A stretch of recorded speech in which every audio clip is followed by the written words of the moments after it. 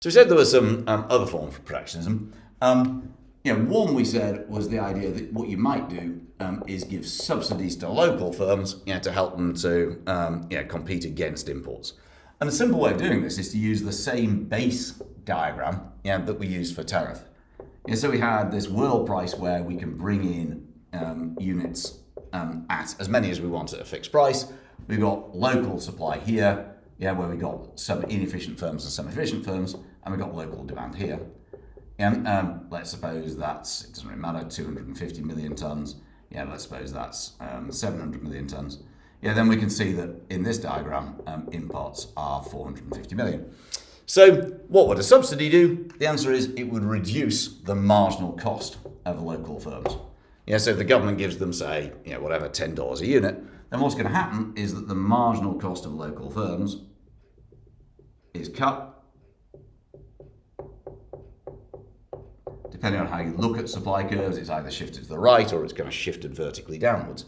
But what that means is that now more local firms can undercut the world price. So whereas previously only these firms could survive, now there's a larger number of firms. The existing firms are more profitable, and there are some more firms that can now survive, meaning that local supply increases to 350 million, so it's an extra 100, or 370 million, so it's an extra 120, and imports fall, to say whatever that is, 330 million units. So obviously the main problem with subsidies is they're expensive, but on the other hand, what it doesn't do is drive up price for local consumers, but also it does cost the government money. We said, more simply, we said we could use quotas. So quotas, they can come in a variety of forms. Most simply, they're a physical limit. So the EU has a physical limit on how much chicken can be imported from Thailand. There's a total amount of some number of millions of tons that can be brought in from the Thai economy.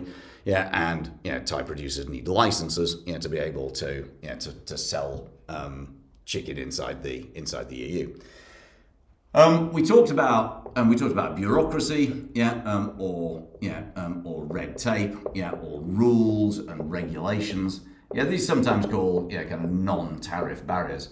And after Brexit, these have become really, really significant. It's very obvious, that before Brexit, we could just sell things into the EU without any restrictions at all. Now you have to have end-user certificates, forms, proof of components, proof of quality standards, blah, blah, blah, blah, blah, blah, blah, blah. That drives up your costs, slows you down, and therefore it restricts Britain's ability to export into the EU.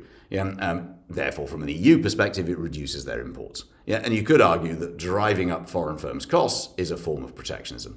And the last one is currency manipulation. The simplest way of manipulating your currency, is you sell your own currency, on currency markets. We've talked about this in other videos. By increasing the supply of your currency, it leads to a decrease in your exchange rate. And a decrease in the exchange rate leads to a decrease in the price of exports in foreign currency terms. So foreign buyers pay less of their own currency for your goods, and it leads to an increase in the price of imports in local currency. But either way, what should happen is that therefore it makes imports less competitive. That's probably the most important thing, and also helps you to sell more stuff on world markets. So those are the other ones. So the tariff one is the one with the big complicated diagram, and these are some other ones that you can talk about.